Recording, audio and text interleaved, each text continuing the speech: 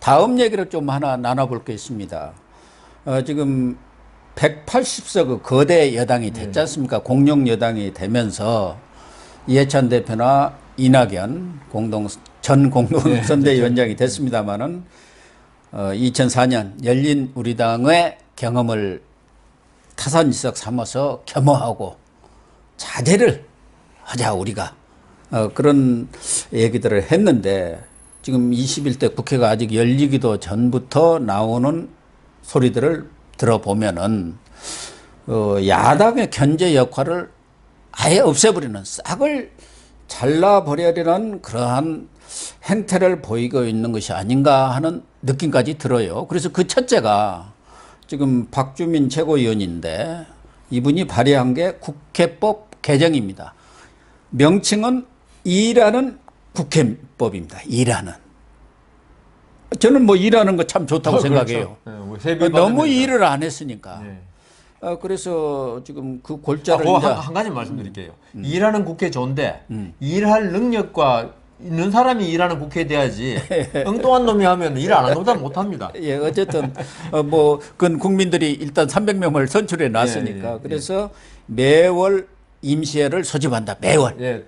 그다음에 임시회 소집과 동시에 상임위는 자동으로 개최해서 상임위가 뭐 이렇게 맨날 개점휴업 상태로 가서는 안 된다. 그게 하나고 두 번째는 결석을 하고 그러니까 상임위라든가 본회의 안 나오면은 세비 깎는다. 세비도 깎고 표결권도 제한하자. 예를 들면 며칠간 출석 정지를 시킨다든가 안 나온 것만큼 뭐 그런 것 같아요. 내가 법안은 자세히 보지는 않았는데 그래서 야당이 원청적으로 국회를 보이콧한다든가 장애투쟁하는 거 이런 걸 아예 원천 봉쇄를 하겠다. 뭐 하나가 일단 그건 어떻게 보세요? 우선 그 국회를 상시화하겠다는 거 옛날에도 그런 이야기 한번 나왔었는데 늘 나왔죠. 늘 나왔죠. 일하는 국회 그러면서 좀 전에 말씀대로 일할 능력이 있는 사람이 그 하는 게 중요하니까 뭐 고 교수님 말씀대로 300명 뭐 우리 국민들이 현명하게 뽑았다 보고 그건 좋은데 근데 일하는 국회는요 사실은 내각제 국가에서 택하는 겁니다. 근데 대통령제 국가에서는 있죠. 국회의 힘이 대통령에 비해서 훨씬 약해가지고 훨씬 정도가 아니라 사실은 별로 없죠. 없습니다. 그 여당이랑은 대통령의 지시사항이 이행하는 거고 야당은 그거 막 몸으로 막고 하는 건데 그래서 그렇게 되려면은 대통령이 물론 2년 남았지만 있죠. 자기 권한을 스스로 많이 국회에 넘겨줘야 돼요. 진짜 일하는 국회. 그 박주민 최고가 말하는 대로 그거는 형식적으로 일하는 국회 만들면 뭐합니까? 그 안에 맨날 싸움만 하고 있을 건데 지금 박주민 최고가 말하는 그런 일하는 국회는 정말 생산적이고 국민들의 그 아픈 곳을 알아서 치료해주는 국회거든요. 그러려면 국회가 그런 걸 해야 되는 거예요. 입법을 하는 데니까. 대통령은 국회가 만든 법을 집행하는 기관이고요. 그런데 우리나라는 좀 기형적으로 대통령이 워낙 권한이 강대해서 그렇다면 이게 의미가 별로 없어진다.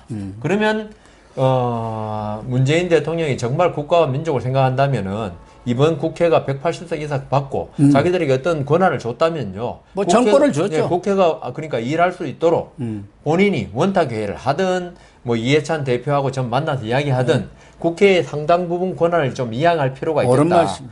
그게 안 되면은 통법부예요. 일하는 국회 아무것도 필요 없고요. 그다음 또 한 가지 뭐였죠?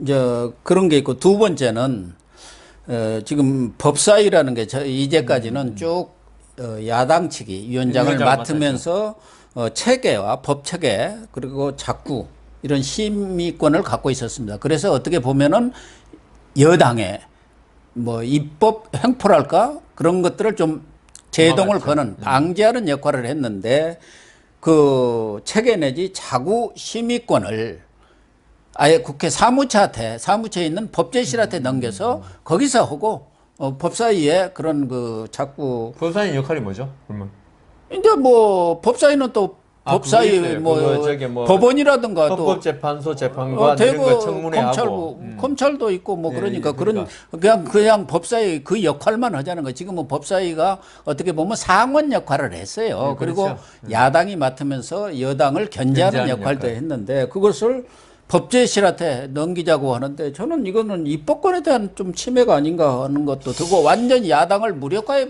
그렇지 않아도 180석인데 뭐 이런 것까지 뺏어가나 하는 생각을 저 개인적으로는. 정치적으로는 그 그래. 말씀이 맞고요. 지금 야당이 정말 무력한 야당이 돼버렸는데 예. 법사위 위원장까지 이제 뭐 뺏긴다면은 그리고 뺏기지 않더라도 자꾸- 그 안에 권한이 예. 대폭 축소 아닙니까? 그렇죠. 그냥 그렇다면 뭐 할 게 없죠. 뭐. 일반 상임위처럼 그러니까요. 당신 소관 상임위에 예. 관할한 그런데- 심의하라는 거죠. 근데 정치적으로는 고 교수님 말씀 맞는데 실제적으로는 현실적으로는 법리적으로는 지금 여당 말이 맞아요. 아 그래. 그 법사위가 제 역할을 못했어요. 우리나라 뭐 국회 중에 제 역할 하는 데 별로 없지만은 우리나라 헌법재판소가 89년인가 88년에 생겼는데 전 세계에서 유례가 없을 정도로 위헌 판결을 많이 했어요. 그 말은 무슨 말이냐? 국회가 법을 갖다가 법사위가 있었는데 그 법사위에 소속이 대부분 변호사들입니다. 그렇죠. 전직 다- 법조인들인데 예, 법조인들이죠. 이 사람들이 헌법에 대한 어떤 감각이 없어가지고 네. 이 법을 갖다 법사위 역할을 제대로 한 적이 없어요.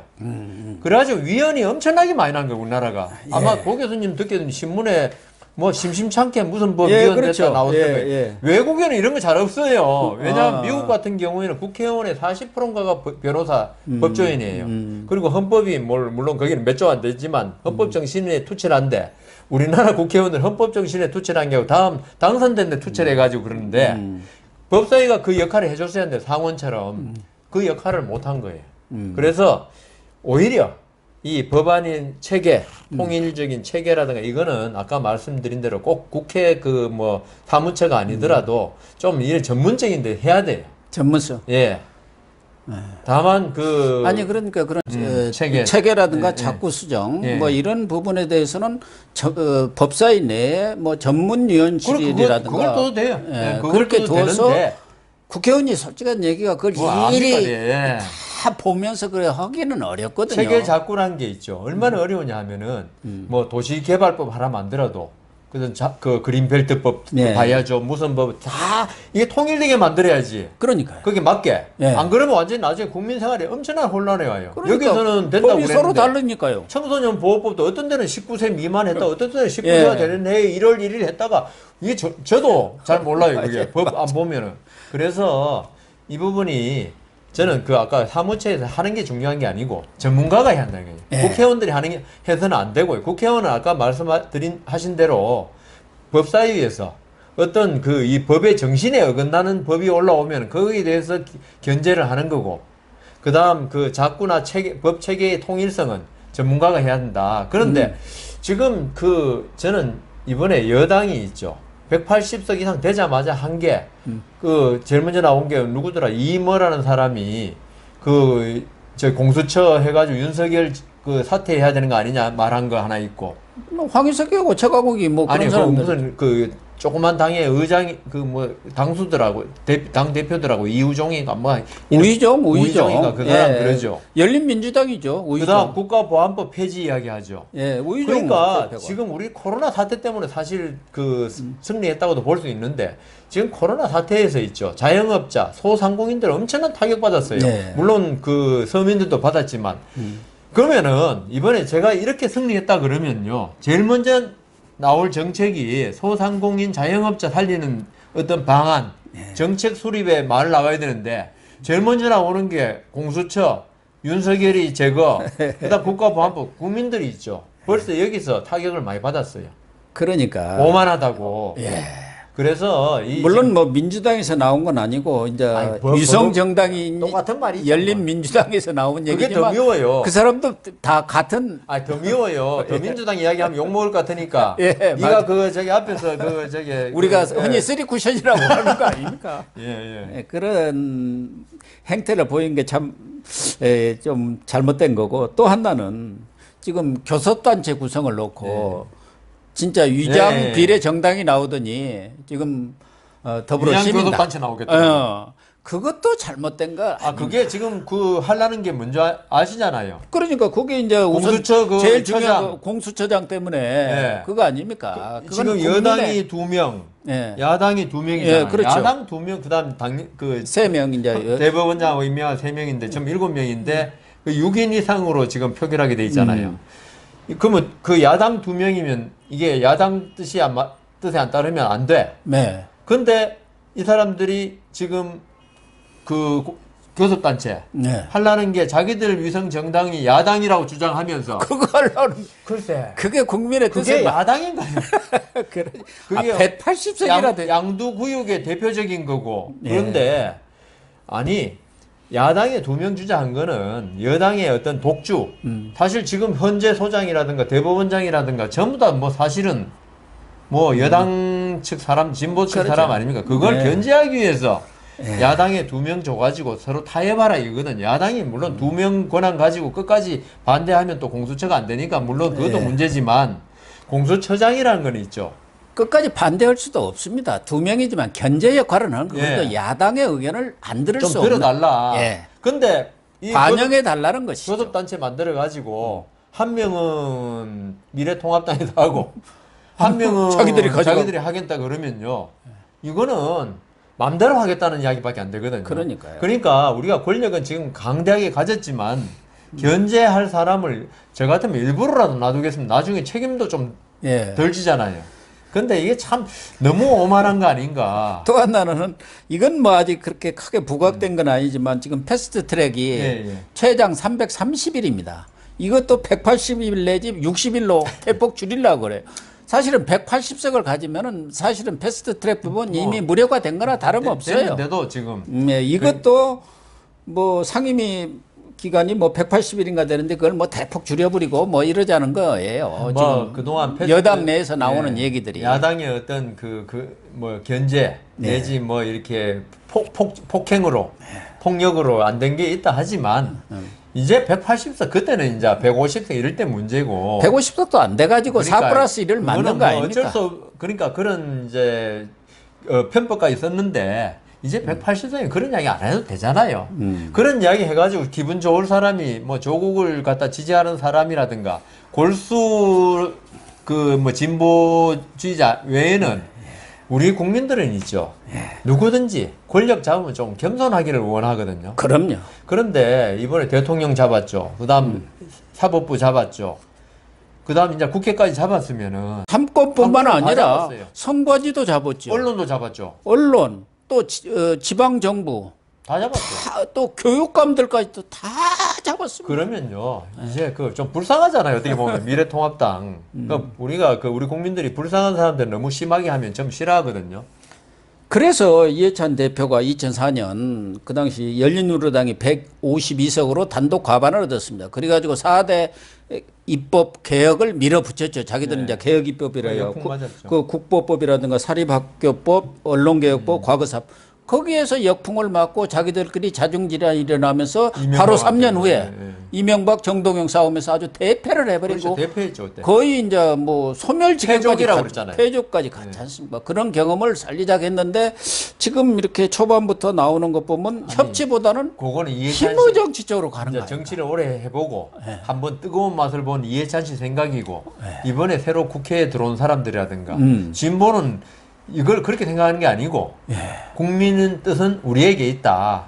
그렇게 생각하는 거죠. 그래서 그때도 152명 중에 108명이 초선이고 탄돌이라고 있습니다. 탄돌이라고 탄핵, 있죠. 그 이번에는 탄돌, 코돌이라고 코돌이 그러더라고요. 68명입니다. 그래갖고 그 108명이 중구난방으로 하면서 108번뇌라는 그때 신조어가 생겼어요. 고 교수님 그렇게 해서 국회의원 되면 완전히 하늘이 세상이 전부 자기 것 같잖아요. 그래서 지금 한 번 더 그러니까. 말씀드리고 싶은 게 열린우리당의 최강욱 예. 이 사람이 지금 뭐. 세 번째로 당선이 됐습니다. 3번이죠.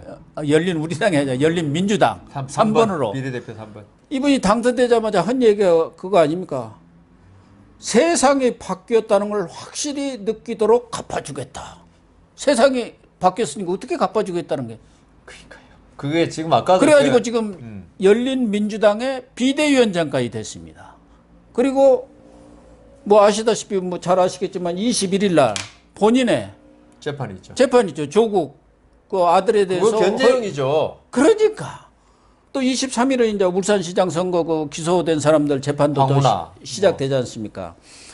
그래서 지금 열린민주당 같은 경우는 본인이 이 최강욱이는 자기가 민정비서관으로 있으면서 윤석열 윤석열 아무 문제 없어. 해놓고 제일 앞장섰던 사람이 지금 문제 많아. 옛날에 다 그 문제 없다고 했던 그 문제들을 가지고. 근데 최강욱뿐만 아니고 이번에 조국 수호에 앞장섰던 김남국, 김용범도 다 당선됐어요. 또 황운하 뭐 이런 사람들도 다 당선이 됐어요. 근데 그래서 이번에 네. 물론 사법부가 그 뭐 다 그 저기 진보자가 잡았다 하지만은 진짜 그 사법부가 중심을 잡아주는 게 네. 앞으로의 정치에서 중요하다. 앞으로 지금 행정부라든가 입법부는 어떻게 할 수가 없어요. 그거는 뭐 국민의 뜻으로 움직인다니까. 근데 사법부는 선출된 권력은 아니에요. 예. 오로지 자기 양심과 헌법과 법률에 따라서 움직이는 그 권력인데, 그래서 이 사람들이 중심을 안 잡으면요, 나라는 어디로 갈지. 그러니까요. 저는 걱정이 아주 많이 됩니다. 더군다나 지금 이번에 초선 의원들도 한 68명이 당선이 됐고, 특히 진영 논리가 너무 지금 우리나라를 양극화시키고 있지 않습니까? 그런 상황에서 아까 뭐 우리 여 변호사님도 대통령의 역할이 정말 중요하다. 절제하는, 권력을 절제하는, 검찰 것만 절제하라고 할 게 아니라 정말 권력이 절제를 해야 하는데, 그 중에서도 이제 이해찬 대표라든가 이낙연 전 공동선대위원장 등 이런 경륜 있는 분들이 잘 이렇게 제어를 해가면서 자제해라. 이 정당을 끌어가야 하는데 실질적으로 이 사람들은 친문이 아니에요. 그렇죠. 그리고 대개 지금 86그룹을 중심으로 한 이 친문 세력들이 당의 그렇죠. 주류를 차지하고 있는데 친조국. 이 사람들 생각은 친조국입니다. 네. 그래서 걱정이 더 많은 국민의 뜻이고 검찰 결과적으로 또 힘의 정치로 가는 거 아닌가. 그러니까 검찰 개혁하라는 뜻이다. 이런데 검찰 개혁이라는 게 결국은 힘으로 하는 거거든요. 네, 그거 힘의 정치. 검찰이 힘이 있기 때문에 그 검찰을 개혁하려면 더 큰 힘이 작용한다고요. 그러면은 앞으로 이게 물론 윤석열 총장이 있으면서 어느 정도 버티기는 할 거예요. 윤석열 총장의 어떤 결기가 워낙 강한 사람이기 때문에. 그런데 이게 싸움이 계속 가면 결국 정치권의 힘이 더 세져 버리면은 윤석열 총장도 못 버틴다면은. 아니 180석을 어떻게 이기겠습니까? 그러니까 이거 어떻게 될 것인지 걱정이 큽니다. 저도 그래서 이 문제를 좀 심도 있게 앞으로 계속 더 한번 여 변호사님하고 다뤄야 할 것 같습니다. 네, 시청자 여러분, 오늘 여러 가지로 현안 문제들에서 의견을 주고받았는데요. 시청자 여러분들이 각별히 좀 판단을 하시고 합리적인 방향으로 정치가 굴러갈 수 있도록 또 통합당의 제자리를 잡을 수 있도록 역할을 해 주시기를 부탁드리면서 오늘 방송 마치도록 하겠습니다. 시청해 주셔서 감사합니다.